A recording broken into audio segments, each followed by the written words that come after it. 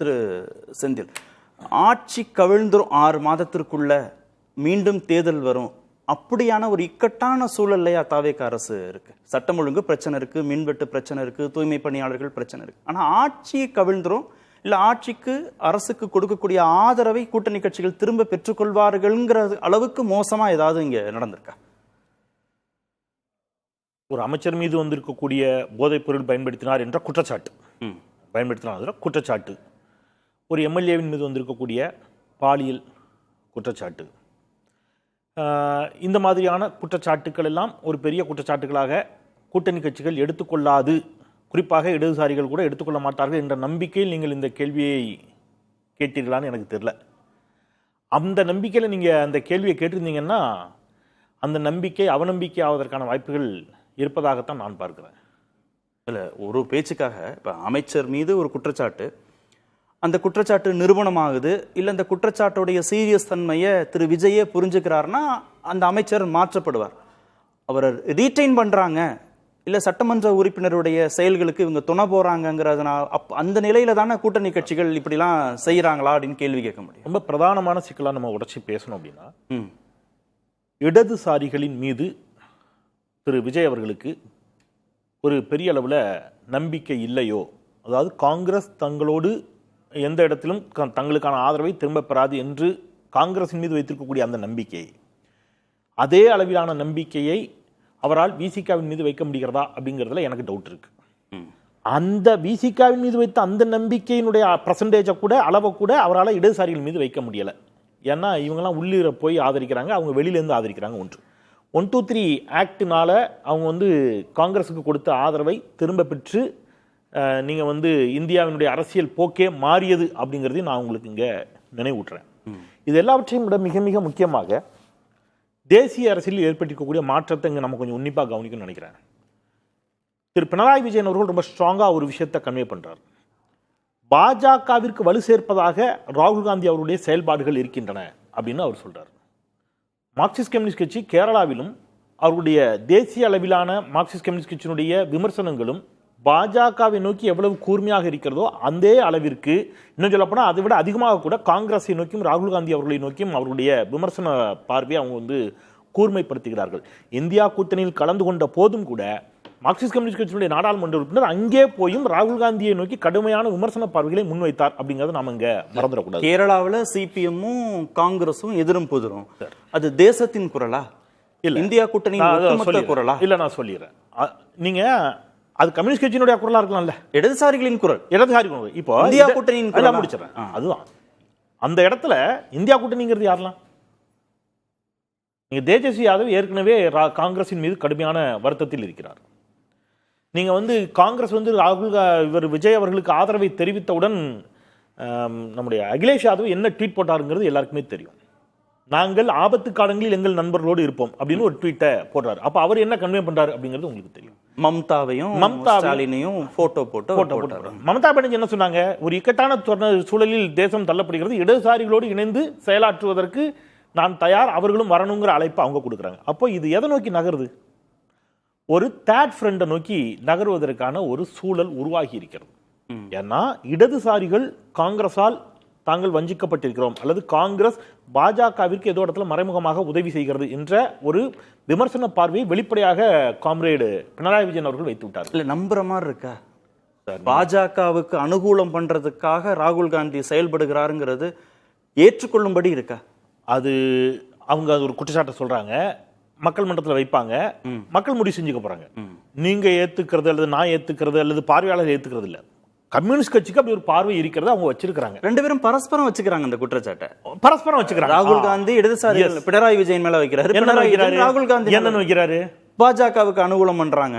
இதுதான் ரொம்ப முக்கியம், ரொம்ப ரொம்ப முக்கியம். இப்ப திமுகவின் மீதும் கூட்டணியில் இருந்த போது மார்க்சிஸ்ட் கம்யூனிஸ்ட் கட்சிக்கு விமர்சன பார்வை வந்திருக்கு, பிசிகாவுக்கு விமர்சன பார்வை வந்திருக்கு, காங்கிரஸுக்கு விமர்சன பார்வை வந்திருக்கு. ஆனால் இவர்கள் எல்லோரும் எந்த விமர்சனத்தை வச்சாங்கன்னா எங்களை மதிக்கிறது இல்ல, எங்கள் கட்சியினரை மதிக்கிறது இல்ல, அது எங்களுக்கு அதிக இடங்கள் தரதில்லை, இந்த மாதிரி விமர்சனங்களை வச்சார்களே தவிர எந்த இடத்திலும் திமுகவும் பாஜகவும் ஒண்ணு என்பது போன்ற விமர்சனங்களை எந்த இடத்திலையும் காங்கிரசும் வைத்ததில்லை, இடதுசாரிகளும் வைத்ததில்லை, பிசிகாவும் வச்சதில்லை. இப்ப வெளியேறின ஆனா வெளியேறின பிறகு எல்லாம் சொல்லுவாங்க, வெளியேறின போது பிரதான காரணமா வச்சு வெளியேறின பிறகு எல்லாம் சொல்லுவாங்க சார்.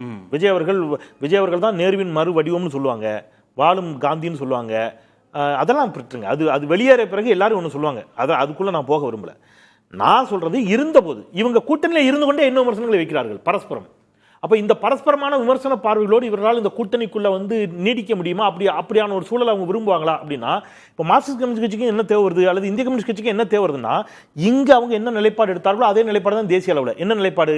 பாஜக எந்த விடயத்திலும் வந்துவிடக்கூடாது என்பதற்காகத்தான் நாங்கள் விஜயை ஆதரித்தோம் என்ற ஒரு இடத்துக்கு நகர்கின்ற பொழுது திமுக எதிர்த்த அதே வீரியத்தோடு பாஜகவின் திட்டங்களை விஜயால் எதிர்க்க முடியுமா?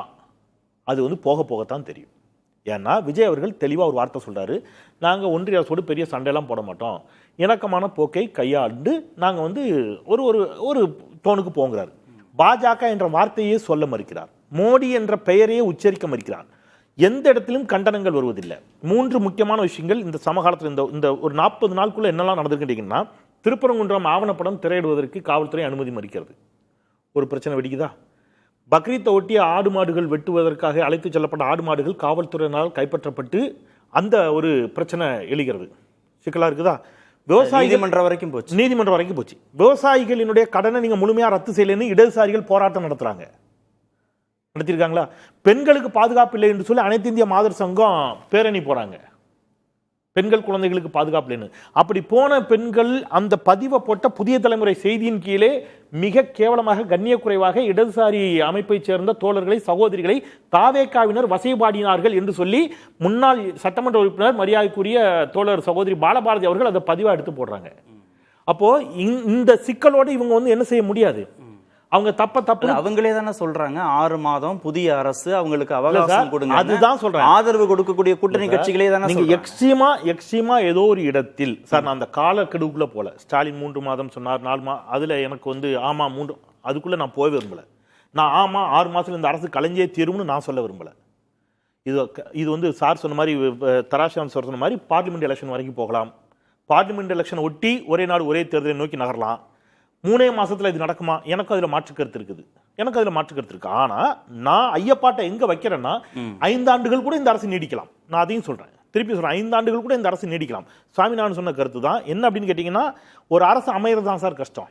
அமைஞ்சிடுச்சுன்னா அது ஈஸியில நீங்க யாருமே நீ உடனே 5 ஆண்டு அது நீடிக்கிறதுக்கான வேலையை தான் எல்லோரும் பார்க்கிறார்கள். அதுல எனக்கு மாற்று கருத்து இல்லை. ஆனால் அந்த சிக்கலை புரிந்து கொண்டுதான் மிக வேகமாக அஇஅதிமுகவிலிருந்து எம்எல்ஏக்கள் ராஜினாமா செய்ய வைக்கப்பட்டு எங்க வர்றாங்க?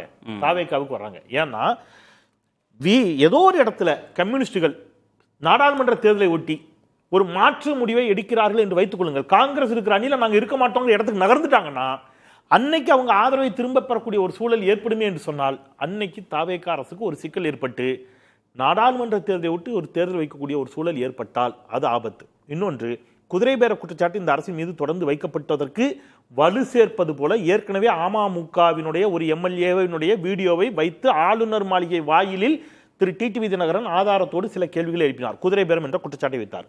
இப்பொழுது மரியாதைக்குரிய திரு வைகோ அவர்கள் அவருடைய ஸ்டேட்மெண்டே கொடுத்துட்டாரு.